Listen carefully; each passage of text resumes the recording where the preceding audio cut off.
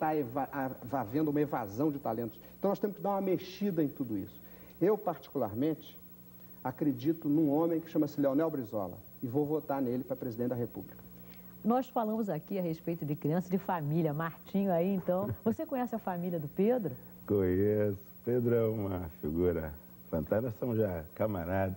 Eu acho muito barato esse amigo do Pedro. Assim, o cara lá qualquer da aula de compositor da vez. O homem toca todos os instrumentos. Pois é. Qualquer um que se aproximar dele leva vantagem. Você... Agora posso contar a história aqui? Se for família, pode. Se for uma história, família. É na área da cirurgia. Primeiro eu queria perguntar, ele opera tudo, sabe? Ele não tem uma especialidade, só opera seio, só opera face. Ele é da antiga, cirurgião da antiga. É verdade. Eu queria saber o que você não faz em cirurgia. E depois contar aquele caso, se você achar que deve. Bom, o programa é livre. Eu faço quase toda a cirurgia plástica, a estética, a reparadora, queimadura, faço qualquer tipo de cirurgia, sou da antiga mesmo, do tempo que o cirurgião plástico era eclético. Vim da escola do Jorge da Silva, do Hospital do Câncer, fazendo Mas o que você não faz? É isso que o Martinho quer saber. O que eu não saber. faço, viu, Martinho, são certas práticas da moda, certas cirurgias e certos procedimentos ligados à cirurgia plástica e que entram muito em evidência e que ainda não se transformaram e não se consagraram dentro do campo da cirurgia. Eu sou um cirurgião, assim como vocês disseram, que toca muitos instrumentos, mas eu me considero um cirurgião muito ortodoxo, eu sou muito conservador em cirurgia plástica. Quer dizer, lipoaspiração, você não faz? Eu não gostaria de citar as práticas que eu não faço, porque eu respeito muito os que fazem, né? Mas eu sou muito conservador em cirurgia plástica. Eu sou muito dos princípios da cirurgia plástica. Tinha operação que ele não queria fazer, porque todo cara que é meu chapa se dá mal, sabe? Porque qualquer problema que eu tenho, fala lá com... Sim, aquele é meu chapa. Ele bicho, dá uma força, aí o cara é legal. Aí fiquei chapa do Pedro, mandei um montão de bomba pra ele. Bicho, opera minha cama, não tem dinheiro. Pô, rouba de um aí, rouba dobrada da madame. E quebrou um montão de galho. Eu tenho uma amiga angolana que ela tinha um defeito muito grande de nariz, que foi mesmo uma coisa da natureza. Ela bonita, uma negra, bem negra, sabe? Um rosto bonito, e tinha uma bolota no nariz terrível. Uma coisa que ela, como tinha o Cartola de fazer, e que era uma coisa que ela teve muito problema na sua vida. E continuava tendo depois de grande, porque ela causa estranheza, sabe? Ela causava, você olhava assim pra ela.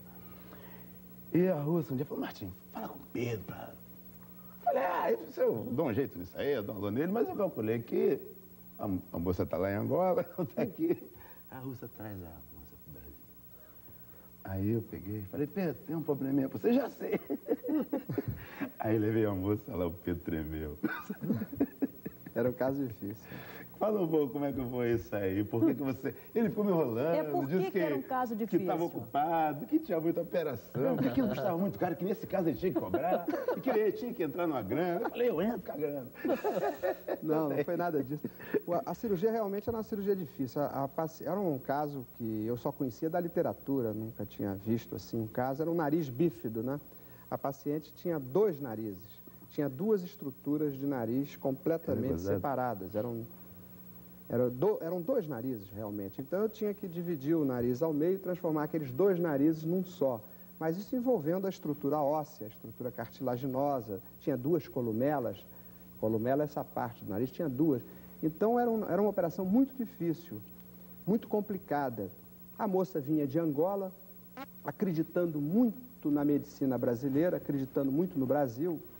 O Martinho dispõe de um prestígio muito grande em Angola, amigo dos homens todos lá em Angola, né? Ministro, todo mundo.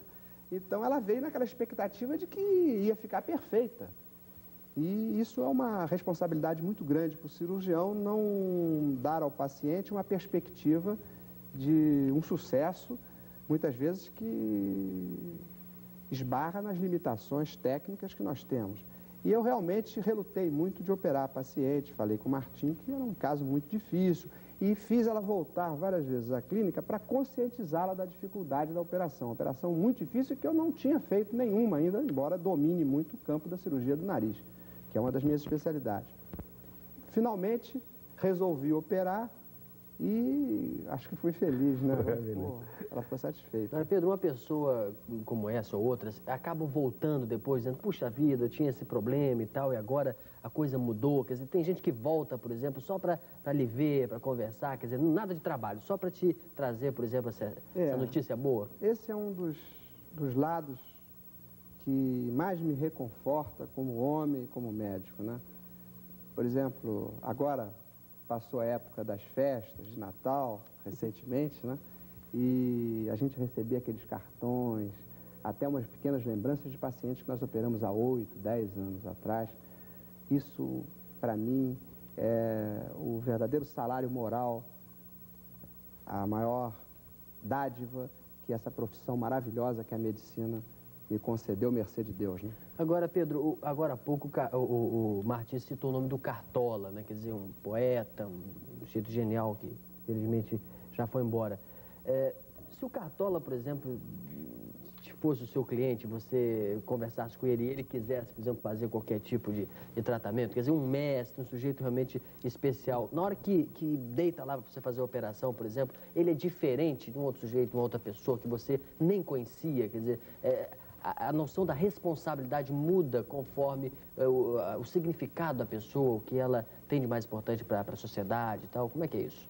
Olha, você sabe que eu, por exemplo, me abstraio completamente. No momento em que, desde o momento que a pessoa entra no meu consultório para me procurar profissionalmente, até a hora de deitar na sala de operação e eu começar a cirurgia, eu me abstraio inteiramente. Já tenho tido a oportunidade de operar pessoas muito queridas, amigos da vida inteira. Já operei filho e já operei minha mãe. E me abstraio inteiramente. Com a sua mãe, você não ficou nervoso, não ficou tenso? Absolutamente, absolutamente. A concentração faz isso. Coisa impressionante. Viu? Uma pergunta que eu gostaria de fazer, Pedro, depois dessa imagem de um médico fabuloso, né? Só mostrou um lado bonzinho. Eu quero saber o seguinte, Pedro. Você que é um faixa preta de jiu-jitsu hoje, que se mantém ativo, será que você nunca encontrou nenhum cara folgado, não? E que você tivesse que engolir os desaforos? Ou já apanhou, né? Ou engole... Já apanhou depois de faixa preta? Ou é bonzinho, tolera e leva a coisa não. Como é que você se porta, hein? O Hélio, esse negócio do jiu-jitsu que você me ensinou dá uma autoconfiança muito grande, uma segurança muito grande. Da mesma forma que a gente aprende a não se emocionar numa sala de operações, a gente no jiu-jitsu aprende a não se emocionar diante de um esforço físico, diante de uma briga.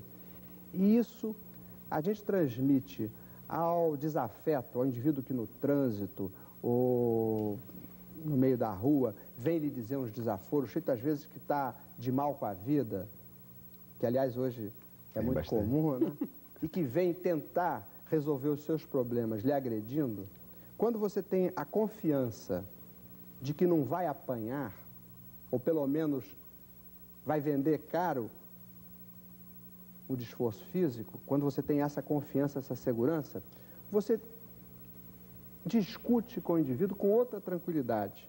Normalmente, você, em vez de trocar palavrões ou agressões, você vai no motivo da disputa explicar ao indivíduo que ele está errado por isso, isso, isso e aquilo. Ou se você está errado, você tem a confiança em si, a segurança de que você não vai praticar nenhuma covardia, se você der a mão ao palmatório e dizer, olha, meu amigo, você está errado, eu lhe dei uma boa fechada, só que o senhor está um pouco nervoso, devia de procurar um médico, se acalmar, ou praticar esporte, porque o senhor está com uma reação que não é compatível com o pequeno dano material que teve no seu carro. Isso desarma o indivíduo. Agora, para o sujeito ter essa tranquilidade de bater esse papo sem tremer, sem ficar agitado, sem querer logo... Tem que estar garantido. Tem que estar garantido. Tem que estar garantido. Essa sua explanação eu conheço bem. Você que me ensinou. Sou professor dela. Mas não é isso que eu quero saber, não. Quer dizer que você nunca acertou ninguém? você é tão bonzinho assim? Só consertou o cara, nunca quebrou? Será que você só encontrou o cara que